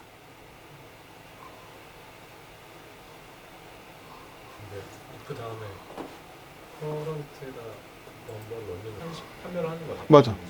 응. 자, 이거 볼까요? 제가 코드골프 기법을 또 설명 안 드렸네. 내부에 제가 지역 변수를 안 잡고 포물 안에 지역 변수 잡아버렸죠. 포물에서 잡은 지역 변수의 유효 범위는 여기에요.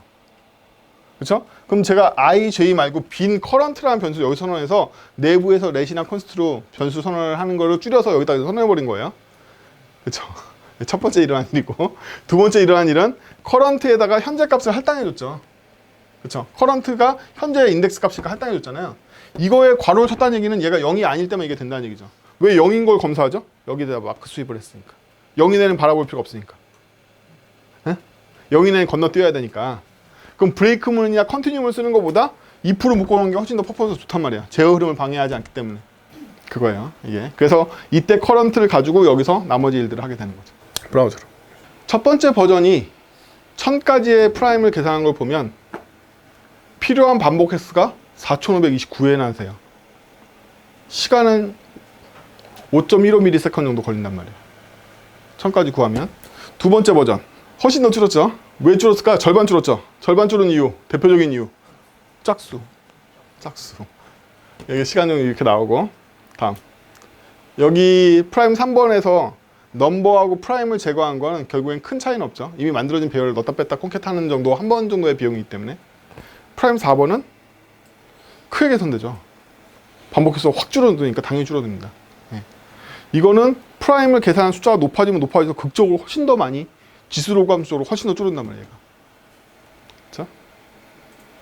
그래서 우리가 원하는 목적을 달성하는 데는 다양한 기법들이 있지만 문제 해결 기법들 어떻게? 관찰로부터 목적에 부합하는 패턴을 발견한다. 이 패턴이 내 목적에 쓸만할 것 같은데? 를 발견한다. 엎치고 대치고 맺혀서. 그래서 엎치고 대치고 맺힌 케이스들을 다 정리해가지고 정리해서 하나씩 하나씩 소거해가는 과정이라고 할 수 있죠.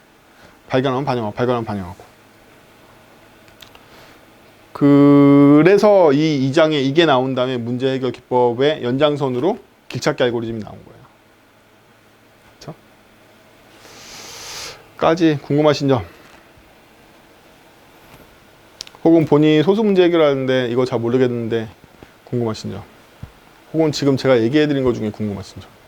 꼭 이 소수 프라임에 대한 알고리즘이 아니더라도 문제 해결 기법이나 이런 것들은 되게 단축해서 말씀드렸는데 그럼 알고리즘 풀 때 뭔가 포문이나 와일문 위주로 좀 써야지 더 개선, 그러니까 뭐 어레이 내장 수업이 같은 거는 최대한 안 쓰려고 하면서 짜야 해요.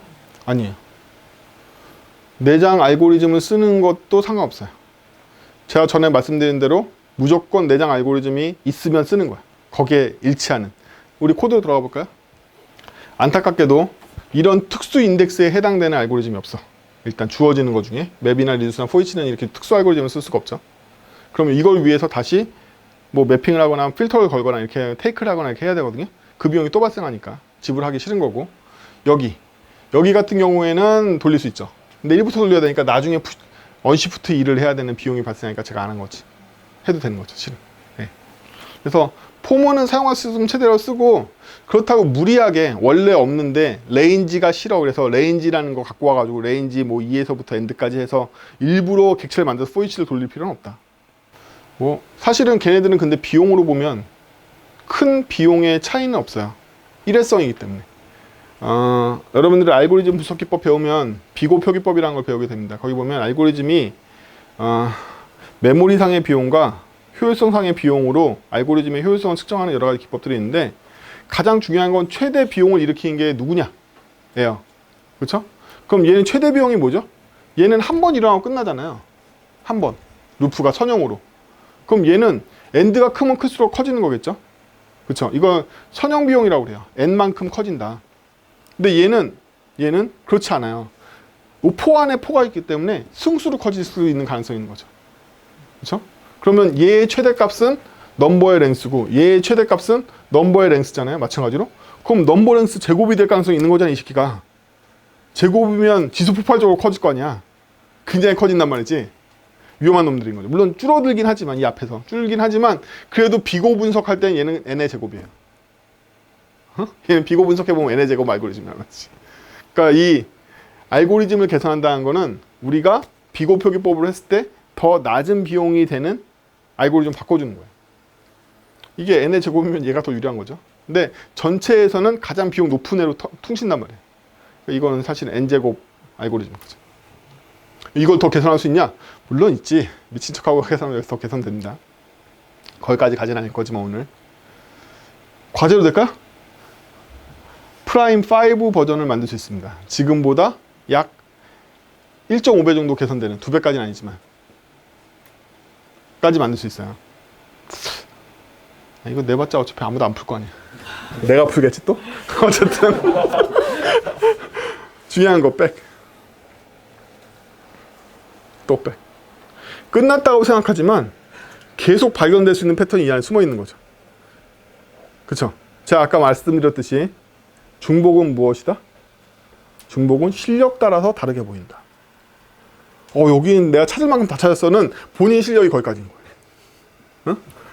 여기 수학자들이 오면 여기서 더 많은 걸 찾는 거죠. 실제로 프라임에 대해서는 더 많은 공식들이 있습니다. 수많은 2의 승수와 n으로 표현하는 여러 가지 기법들은 수많은 것들이 있어요. 그래서 최적화하려고 그러면 지금 그거보다도 1.5배 이상 더 빨라져요. 이 현대 컴퓨터 머신과 성능을 결합해보면 소수 알고리즘으로 암호화하는 건 미친 짓이에요. 경단위, 조단위, 소수가 나와도 다 풀어 이제는. 알고리즘도 워낙 반일련돼 있고 머신 파워도 세기 때문에. 게다가 그 정도는 이미 레인보우 테이블이 다 있다. 다 찾아낼 수 있어. 0.01초 이내에 다 레인보우 테이블로 찾아낼 수 있어. 소수 같은 경우로 암호하면 안 돼요. 이제 다 풀리기 때문에. 어쨌든 소수 연구가 많이 된 분야란 말이야. 응? 유사일에. 지금 제가 말한 것도 전통 정수론에서 나오는 여러 가지 소수 이론 중에 가장 기초적인 것만 보여드린 거예요. 그러면 여러분들한테 요구하는 건 수학을 배워서 패턴을 적용하는 게 아니죠. 그렇죠? 현상으로부터 패턴 인식해서 더 적용할 게 없나? 를 찾아보는 거예요. 또한 이때는 공간 문제가 같이 대두됩니다. 저는 0을 수입하는 걸로 가고 있었죠. 알고리즘 볼까요? 다음 페이지. 여기 숨겨져 있는 비용은 이 비용인 거죠. 쓸데없는 루프를 돌고 있다는 거예요. 스플라이스 비용을 줄이는 게 나을까요? 수입하는 비용을 계속 지불하는 게 나을까요? 라는 문제인 거죠. 이거 두 개를 다르게 가져갈 방법도 있는 건가? 있는 건가? 미치겠죠. 네, 이런 문제들. 컴퓨터 사이언스의 알고리즘 문제가 훨씬 더 재밌는 이유는 수학적인 수식 문제뿐만 아니라 공간 알고리즘이 같이 나오기 때문이에요. 수학에서는 공간 알고리즘 기법이라는 게 없어요. 원래부터. 수식으로 다 풀리기 때문에. 컴퓨터 사이언스의 이 알고리즘 문제들이 해결하기 어려워요. 그렇죠. 과제로 내고 싶다. 프라임 6를 5 뭐 이런 걸로. 어쨌든 됐고. 오늘은 약하게 한다고 그랬죠? 자. 아까 그 반지 패스 나온 거는 소스 보기. 여기 보면 제가 S 값하고 카운트 값을 전역으로 잡아놓고 얘네들은 주요 넘버 만들 때 카운트 올리고 파일 안에 파일에서 카운트 올리고 그렇죠. 실제로 사용할 때는 카운트 0 때린 다음에 퍼포먼스 나우로 시작값 하고 프라임 돌리고 퍼포먼스 나우로 빼주고 프라임에다 카운트 해주고 그 다음 거 프라임 2 돌릴 때는 다시 카운트 여기 잡고 넘버 만들 때 두 군데 잡고 여기서 카운트 다시 초기화하고 퍼포먼스 측정하고 다 마찬가지. 딴 데 관심 없다고 그랬죠? 비고 표기법에 따라서 이 내부의 이 카운트만 관심이 있기 때문에 여러분들을 위해서 제가 짰죠. 봐야지 믿을 거 아니야? 그치? 안 보면 안 믿잖아. 농담이고요. 여러분들 프로그래밍 개발할 때 가장 주의하실 게 하나 있어요. 제가 자주 드리는 얘기인데요. 프로그래밍 개발할 때 어떤 생각들을 많이 하냐면 방금 소스 보기에서처럼 프라임 1, 2, 3, 4, 5 함수들을 짜기 시작한단 말이에요. 객체를 짜는 경우도 있고 메소드 열심히 짜겠죠. 여러분들 그때 가장 나쁜 습관이 뭐냐면 그거를 돌려보지 않는다는 거예요. 돌려보지 않고 똥을 이렇게 만든 다음에 나중에 한꺼번에 돌려서 잘 되겠지라고 이 괜히 그렇게 믿고 싶어져. 똥을 쌓으면 쌓을수록 더욱더 돌리기 싫어져. 나중에 한꺼번에 터진단 말이에요. 그쵸? 그러면 어디까지 되돌아가죠? 대부분의 똥을 다 치워야 됩니다. 나머지가 다 똥이었던 거야. 초반에 잡았으면 되는 건데. 그쵸? 그래서 들여야 되는 습관은 뭐냐면 소스 보기. 만들면 실험해라. 저 실험 어떻게 하고 있을까요? 로그 함수라고 있네요. 위에 올라가. 로그 함수 노력이 이 정도밖에 안 되네. 그쵸? 로그 함수 노력이 이 정도밖에 안 돼. 그래서 만들면 실험하고 테스트, 단위 테스트를 짜면서 한다? 저는 그것도 좋기도 하고 나쁘기도 한데 여러분들이 단위 테스트 코드를 순식간에 짤 수 있는 사람이다, 능숙하다 이러면 그래도 되는데 단위 코드 짜는 것도 되게 부담스러워. 이러면 일단 돌아가는 거라도 계속 돌리면서 하라는 거야. 그래야 내가 똥을 싸는지 돌아가는지 알지. 응? 이게 똥인지 아닌지는 돌려봐야지 하는 거잖아. 그렇죠? 그래서 작은 코드 조각을 짰으면 반드시 그 작은 코드 조각을 확인할 수 있는 코드도 같이 있어야 돼. 그래서 차근차근 쌓아가세요. 내가 믿을 수 있는 거 위에만 다시 똥을 쌓겠다 이렇게 생각하시면 돼. 똥을 어디까지 치운다? 그 똥만 치워야 되는 거지. 밑에는 단단한 사각 탁자가 있어야 돼. 근데 똥 치웠더니 그 밑에 똥이야. 또 똥이야. 또 똥이야. 그럼 개발하기 싫어지는 거잖아요. 그렇죠? 개발하기 싫으면 어떻게 되죠? 여러분들의 기법. 치워도 계속 똥 냄새만 나면 어떻게 해요? 위에 호로를 덮는 수밖에 없다. 여러분 대부분 그렇게 개발한단 말이에요. 그러고 나서 그다음 어떻게 하죠? 호로 위에 또 똥을 그러지 말자는 거죠. 안 그러려면 만들고 확인한다. 얘 똥이 아니구나. 호로 덮지 말고. 여러분 호로 덮어 안 덮어요? 다 덮어있지? 코드 가봐. if 레거시가 아니라면 다 이렇게 시작하잖아. 코드가 이만큼 그냥 잘 모르겠고 다 이렇게 시작하는 거 아니야. 그 다음 들어가서 또 호로 덮고. 그렇죠? if문이 다 와플처럼 돼 있어. 이렇게 가보면 우리 남의 코드 보러 들어가면 장난 아니에요 진짜. 이게 퇴사가 몇 번 일어난지가 이 나이테로 보여. 그럼 안 돼요. 네, 그러지 말고 항상 확인하는 절차를 갖추자. 여기에 막 모카 쓰고 자스민 쓰고 이런 게 부담스러워. 이렇게라도 돌려보는 거예요. 그렇죠? 돌려보고 내가 제대로 짰는지 안 짰는지.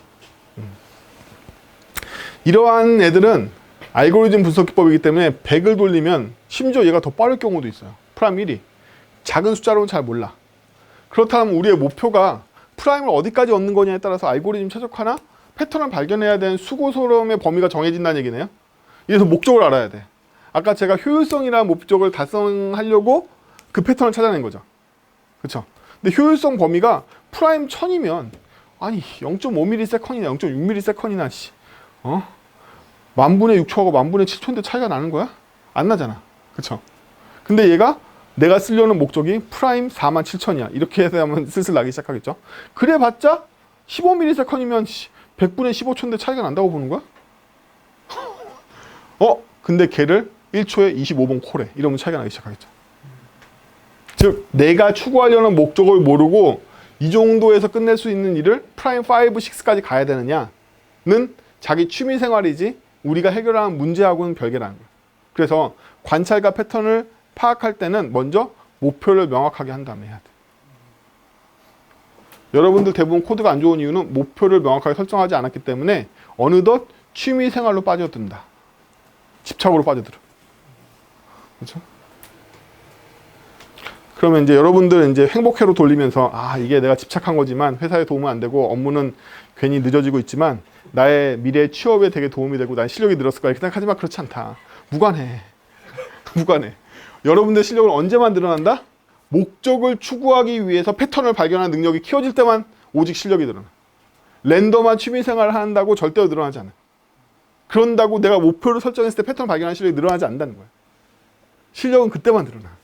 그냥 행복회원으로만 돌리는 거야. 그런 거예요. 그래서 목적을 정확하게 하고 재밌죠? 재밌는데 이건 재미요인 거지 회사에서 실제로 이 프라임을 쓰는 목적이 뭔지를 모르면 6번까지 갈 필요가 없는 거죠. 그래서 중요한 거예요. 앞으로 무슨 일이 일어나는지 아시겠죠? 대충 이 책에서. 예. 그래서 오늘은 제가 사생활 다뤘으니까 오늘 일찍 끝낼 건데 다음 시간에 제가 이 3장 것도 이 3장에는요 엄청나게 중요한 얘기가 하나 나오는데 3장을 교환을 안 만들었으니까 제가 리뷰를 할게요. A-스타 알고리즘에는 굉장히 큰 문제점이 하나 있습니다. 굉장히 큰 문제점이 뭐냐면 인간답게 움직이지 않는다는 거예요. A-스타 알고리즘은 인간답게 움직이지 않고 목표가 두 개만 있는 경우에는 뭐 인간처럼 움직이지 않아요. 얘가 비용 대비로 계산해 보면. 그래서 인간처럼 움직이는 A-스타 알고리즘에서는 선택지가 무조건 맵에 나와 있는 작은 값으로 이동하지만은 않는다. 휴리스틱스를 발휘해서 작은 값의 후보가 여러 개 있으면 그때 길을 고르는 알고리즘을 추가적으로 도입해서 인간적인 움직임을 확보하려고 그래. 안 그러면 기계처럼 움직인단 말이야. 우리가 정말로 제가 저 강팀한테 갈 때 이렇게 갈까? 물론 이게 최종 어리지 이게 이렇게 안 간단 말이야. 근데 A-스타로 구현하면 그렇게 한단 말이야. 그렇죠? A-스타로 구현하면 그렇게 가. 그러면 최단 거리라 할지라도 이 정도에서 그냥 이렇게 갈 수도 있잖아. 근데 A-스타로 구현하면 그렇게 안 간다는 거야. 그래서 A-스타를 보완하는 휴리스틱스가 적용되어 있는 A-스타 알고리즘도 배워야 되고요. 그냥은 못 써먹으니까. 그 내용도 중요하지만 A-스타 알고리즘은 워낙 비용이 많이 발생하죠. 지금 이거 보면. 그래서 구글 같은 데 서비스로 A-스타 알고리즘이 제공되기도 해요. 주요 아마존 같은 데들은요. 이 맵 데이터를 보내면 A-스타 알고리즘이 발견돼가지고 길찾기 알고리즘 저한테 내보내주는 서비스가 아예 제공이 돼. 너무 느리니까. 그리고 A-스타 알고리즘으로 이 길찾기를 하기가 너무 힘들기 때문에 비용 맵을 미리 만들어둬. 게임 같은 데서는. RPG 게임에서 맨날 이거 어떻게 계산하고 있어. 그냥 다 만들어준다. 비용 맵을. 그러면 여러분들은 한 번도 그런 생각 안 했겠지만 이 모든 비용 맵은 여기와 여기를 정해놓고 만들어 지금 계산해서 만든 거잖아요. 그러면 실제 게임에서는 동쪽으로 목표가 다 달라지잖아요. 위치 달라지고. 그걸 위한 사전 계산 맵은 어떻게 만드는 건데? 라고 생각해 보신 적 있어요? 어떻게 하면 사전 계산 맵을 만들어서 이거보다 싼 비용으로 길찾기를 시킬 건데? 미친. 모든 포인트에 대한 모든 경로를 다 만들어? 그럴 순 없잖아. 그럴 순 없잖아. 어떻게 만드는 건데? 또 해결해야 되는 문제죠. 진짜로 실무에 적용하고 싶다면. 그렇죠? 그래서 A-스타 알고리즘을 풀어야 되는 두 가지 문제. 사전에 캐시맵을 만드는데 어떻게 만들어 둘 거냐? 두 번째는 기계적으로 움직이지 않고 인간적으로 움직이려면 어떻게 짜야 되는데 이 두 가지 문제. 그럼 기계적으로 움직이지 않는 문제는 맵이 다 완성된 상태에서 최저 비용을 찾아갈 때의 문제죠. 상대적으로 쉬운 문제예요. 이때 좀 기계처럼 안 찾아가고 비용이 비슷한 게 있으면 사람처럼 움직이게끔 찾아가게 하고 싶어. 거기만 개선하면 돼. 하지만 사전 비용 계산 맵은 전혀 다른 얘기다. 존 카맥이라고 돈 만든 개발자 아저씨가 있는데 이 사람이 어느 날 퀘이크라는 게임을 만들었어요. 들어보셨어요? 퀘이크라고?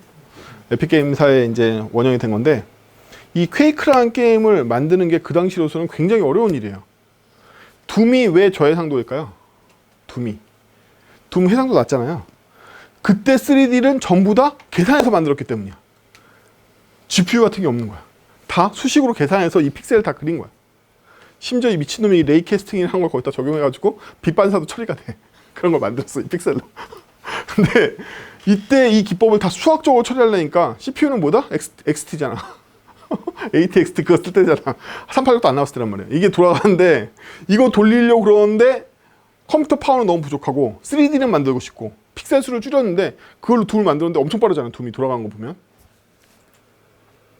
그때 여러 가지 수학적인 기법으로 단축시켜가지고 3D 모형을 2D로 사상시켜서 표현할 수 있는 방법들을 여러 가지 개발했단 말이에요. 당연히 태반은 다 하이트맵이라고 불려있는 사전 계산된 테이블들을 이용해서 만들었어.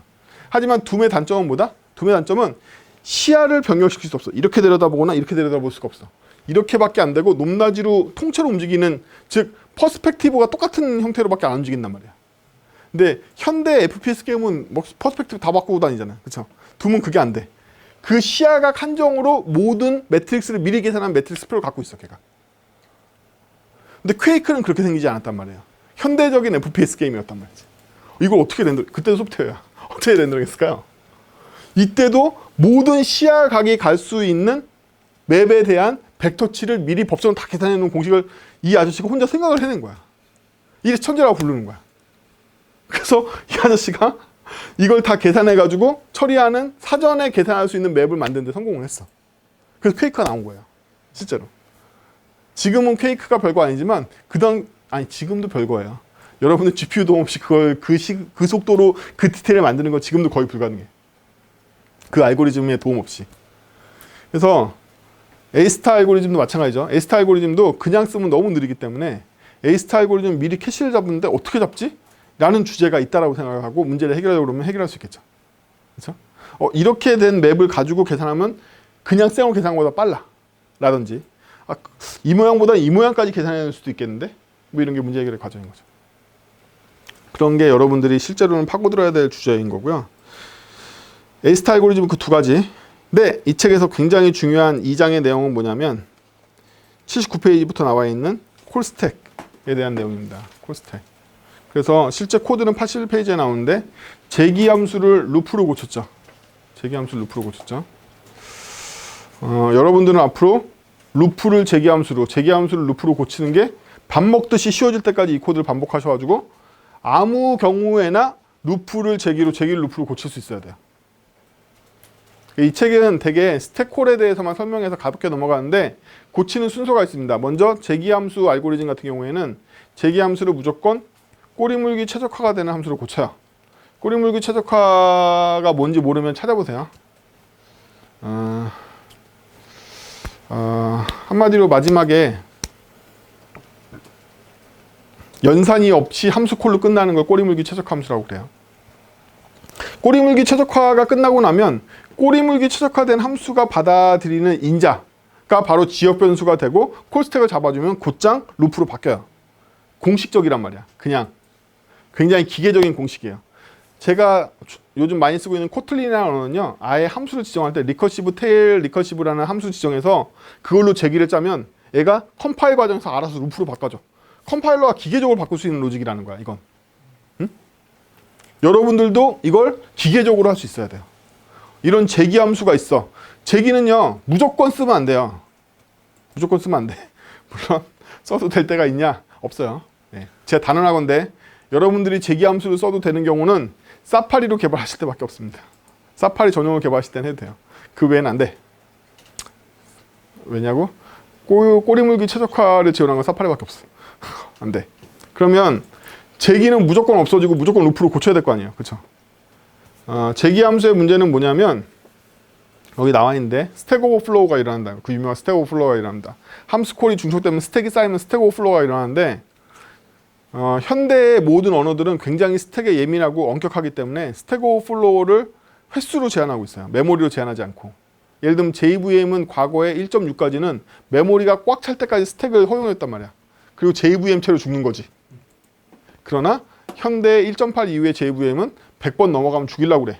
경고도 떠. 위험한데 너? 물론 죽이진 않지만. 모바일 용도는 더 심해. 그냥 100번 넘으면 다 죽이려고 그래. 야, 씨, 너한테 줄 메모리 없다. 죽이자. 이거 죽인단 말이야. 그래서 스택 오버플로우가 금방 일어나. 제가 짠 제기함수의 루프는 최대 90번밖에 안 되니까 안전한데요? 아니, 그건 그 함수만 썼을 때지. 그 함수를 다른 함수 했으면, 그 함수를 또 다른 함수가 불렀으면 다시 스택이 더 늘어났잖아. 그럼 죽는단 말이지. 따라서 내가 만든 함수가 아무리 안전해봤자 10번밖에 안 돌아, 제기를. 그래도 그거를 95번째에다가 걔를 쓰면 죽는 거잖아. 무조건 죽어. 그래서 스택을 쓰면 안 된다. 스택 오버플로우는요, 컴퓨터 메모리상에서 가장 빨리 죽는 메모리예요.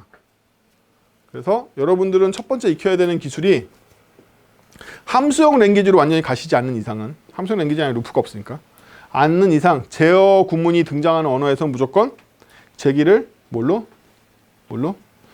루프로 고친다. 이건 반드시 익혀야 되는 스킬이에요. 그렇다고 루프로 고친다고 모든 게 문제가 해결되진 않아요. 이번에 뭐가 걸리죠? 콜스택에 2만 번 쌓일 거를 루프로 고쳤어. 그럼 스택 오버플로우는 안 일어나겠지. 뭐가 일어날까요? 긴 블로킹에 의한 타임아웃이 일어납니다. 이번에는. 그래서 루프는 길어지면 블로킹하기 때문에 블로킹하는 시간이 길어지면 이번에는 OS가 등장해서 얘를 죽이려고 그런단 말이에요. 이 새끼 왜 이렇게 오래 잡고 있어? 죽여. 그래서 이번엔 스택 오버플로우 다음에 해결해야 될 문제는 타임아웃인 거예요. 타임아웃은 어떻게 해결할까요? 타임아웃은 작업을 쪼개서 프레임에 나눠주면 해결이 됩니다. 작업을 쪼개서 예를 들면 2만 번 돌 거면 1000번씩만 쪼개가지고 인터벌로 걸어주면 되겠지. 한 번에 1000개씩만 처리하면 되니까. 그렇죠? 그래서 여러분들은 결국에 내가 무슨 알고리즘을 짰어. 어디까지 가야 된다? 인터벌로 쪼개져 있는 비동기형 루프로 바꾸는 데까지 가야지만 문제가 해결돼.